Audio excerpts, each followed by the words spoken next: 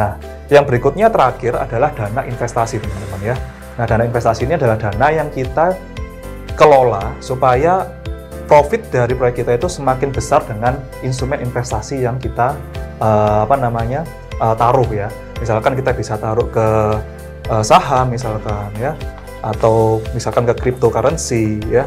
Atau intinya kita tidak membuat uang kita itu berdiam di dana darurat, teman-teman ya, tapi kita bisa generate income lebih besar lagi. Dengan harapan apa? Siapa tahu ketika nanti investasi kita makin membesar, kita bisa mengalokasikan itu untuk bisnis-bisnis yang lain, untuk membesarkan bisnis kita, atau misalkan kita membuka bisnis lain, misalkan menjadi developer properti atau apapun itu. Intinya kita udah siapkan dana investasi ini. Nah, dengan kita bisa membagi 3 rekening ini, yaitu rekening proyek, dana darurat, dan juga dana investasi, ini akan memudahkan seorang business owner dalam mengatur keuangan, sehingga tidak perlu pusing nih, kira-kira kalau saya nggak ada proyek, saya gajinya bagaimana ya? Nah, kita udah siapkan ya.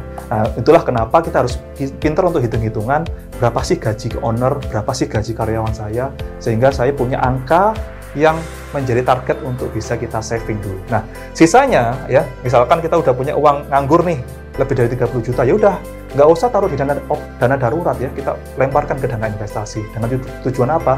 Kita dapatkan income lain selain dari proyek. Ingat teman-teman ya, proyek itu penuh dengan tantangan, penuh dengan stres karena kita menghadapi klien yang penuh dengan permintaan.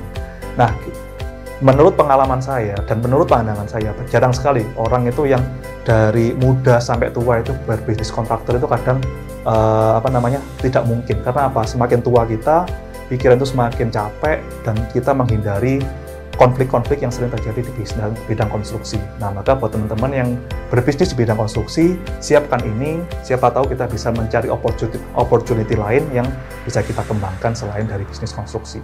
Begitu aja tips dari kami, sampai ketemu di konten kita yang selanjutnya. Terima kasih.